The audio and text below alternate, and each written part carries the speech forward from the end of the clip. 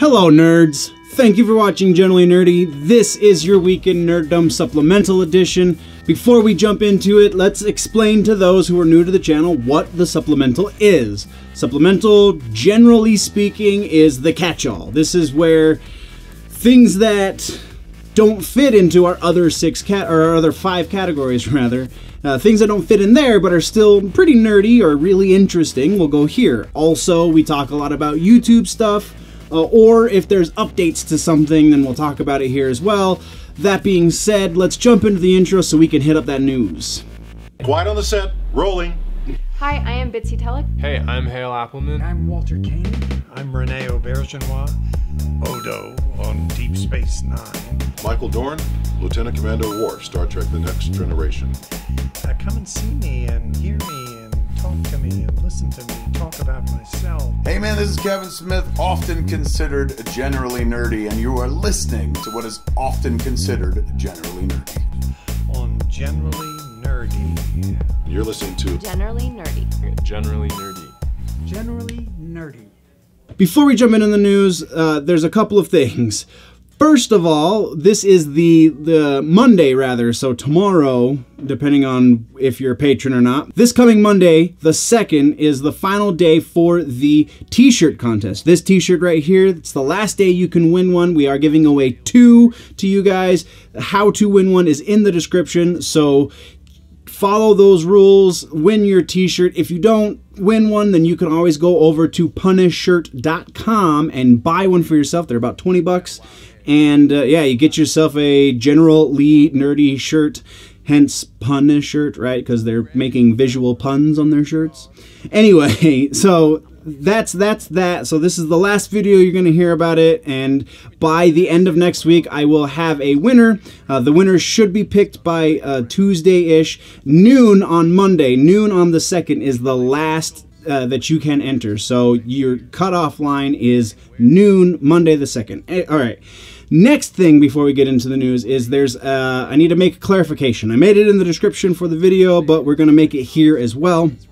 In the gaming video, I went back and watched it again, and it kind of sounded like I was saying that amiibo cards are a new thing. The cards themselves, the idea of the amiibo technology in a card is not necessarily new. The new aspect is that they're going to be decks that is going to be potentially around card games. They are going to very likely do a Pokemon card game with the amiibo technology that you can play on your 3DS is really what it looks like. So clarification, amiibo cards have been around for a little while, not as long as the amiibos themselves, but still the individual cards have been around for some time. Just the deck concept behind the cards is what they patented recently. And now let's move into the actual news. First up, we're going to talk a lot about some YouTube stuff for you guys to check out. Just some really cool stuff for channels that we watch here on Generally Nerdy that you guys should also watch. First on the list is Frog Leap Studios over there, Leo Moracchioli. I feel like I'm getting closer every time I try and pronounce his name.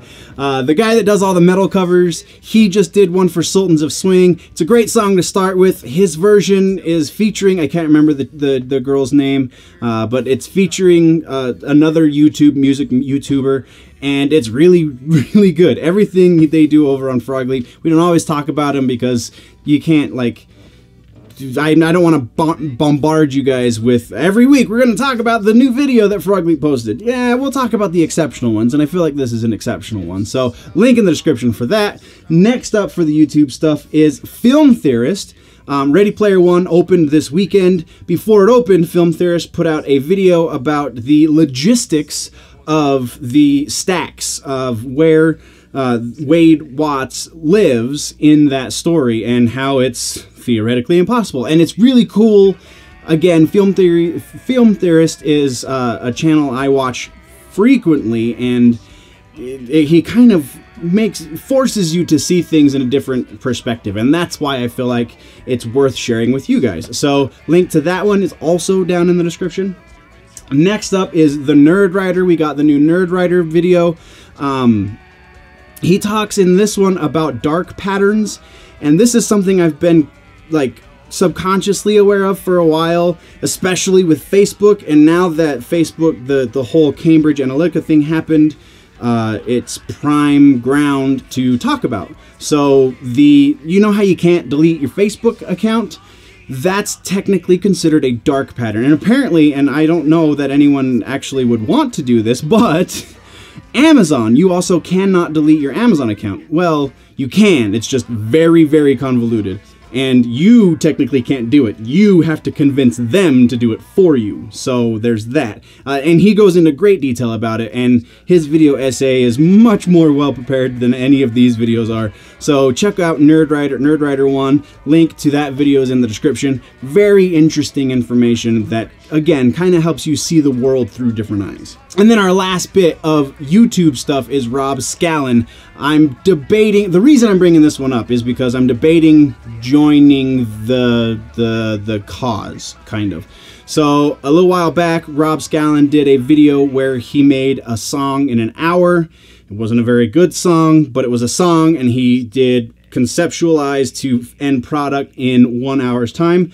A couple of other YouTubers that he's friends with have since beat that record. So there's one is a song in 59 minutes, and then there's another that's a song in 58 minutes. So Rob just posted a song in 57 minutes.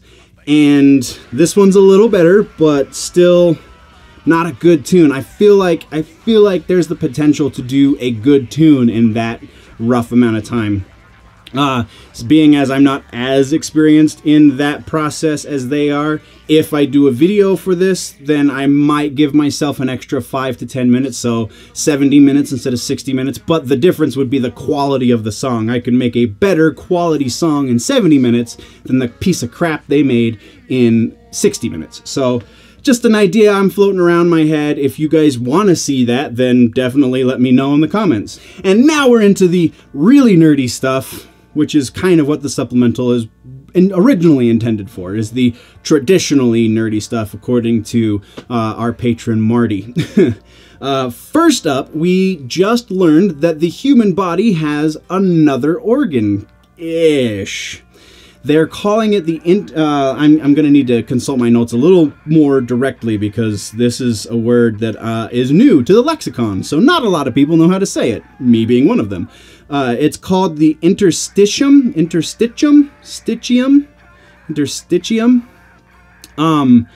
It's the word, so interstitial kind of just means space, inner space. So interstitium is the organ that gives space-ish, but it's not really, so they're calling it the largest organ in the human body, but it's individualized. There's no centralization to the organ. It's the other body parts have the interstitium are protecting it, are wrapped around it effectively. So they're not really, I don't know, it's very interesting. I'm going to link to an article that explains it much better. I'm still having issues wrapping my head around what it actually is, but from the sound of it, it's not really an organ per se. It's more of a tissue that is part of every organ we have. So if they do qualify it as an organ, because it is still brand new, it literally just got found in the human body a couple of days ago. So if they do qualify it as an organ, it will be the 80th organ in the body, and it will be the largest organ, apparently even larger than our skin. So that's interesting. That's nerdy. That's medical nerd, Marty. Medical nerd. Next, oh, what is next? Oh, the Chinese Big Brother. So, Chinese Big Brother in China, because they, like, what's the name of the town? The city, rather. Shenzhen. In Shenzhen, China, they have implemented a facial recognition software that deals with jaywalkers. If you are caught jaywalking if you jaywalk, let's put it in better terms. If you jaywalk in the city of Shenzhen, China, because there's like 2.3 million people in that one city, because it's China, then facial recognition software that is integrated into the city's infrastructure will take a picture of you and you will get a ticket in the mail. Not only will you get a ticket in the mail, but on certain areas of the city, they have large LED screens on the side of the street, and it will take that picture and post it up on those screens so that everyone can see that you just broke the law. So that's very interesting. And now that that technology has been legitimized, has come to fruition, it's only a matter of time before certain cities in this country start to try and implement things like that. Just like we have the speed trap, the automated radar detector things, where if you speed and it catches you, it takes your picture and they send it to you in the mail. Or if you run a red light, it takes your picture and send it in the mail. Some places have considered that to be unconstitutional. Some places, like the state of Colorado, allow it. So it'll be very interesting once that technology makes its way stateside, how it gets dealt with. And now they're also trying to implement, because it's China, so they are super oppressive. Everyone, if you have a cell phone, which basically everyone in China has one, everyone's cell phone, they're trying, if you get caught jaywalking through this system, they're trying to implement another system as part of it that will send you the picture via text message, and you can pay your ticket via text message. So streamline as well. So I guess that's a plus-ish. Although I don't want the government to know, too much about me. That's a little, and by a little I mean a lot, scary. But anyway, that's the end of Chinese Big Brother. Next up, we are talking about bacon. That's right, food. In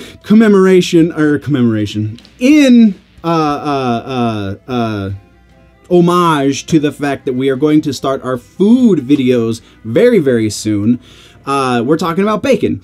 And as of 2015, processed meats, including bacon, were classified as carcinogenic. Not just kind of carcinogenic, class 1 carcinogenic. So some of the most carcinogenic substances in the world, bacon is qualified as one of them. And again, I need to consult this a little closer, because in certain cities, they're testing. And this is going to sound unrelated at first, but it's related, and you'll see how at the end. Zeolite filters on cars. In a lot of areas, they're using zeolite filters in cars and in nuclear production factories, nuclear power plants, and in general, they're using zeolite filters to filter out carcinogens from the air we breathe.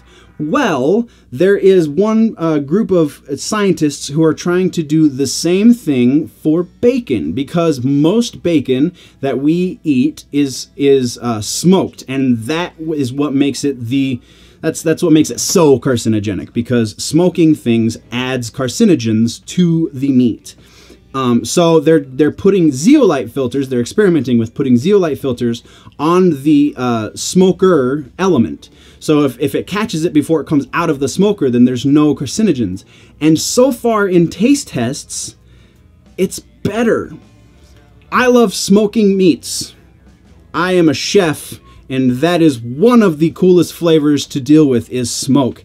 And if we can improve that flavor, I'm all for it. And make our food not kill us as fast? How is that not a win-win?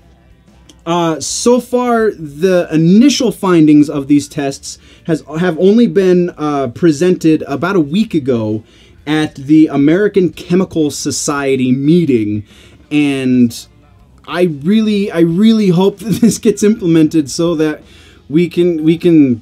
I mean, I really am interested in tasting it, because the taste test said that the actual smoke flavor that we recognize came through better, and the burny kind of ash flavor that if you have a trained palate, if you've eaten a lot of smoky things, you can kind of pick out. That's why we can tell certain woods, is because they leave a different ash flavor.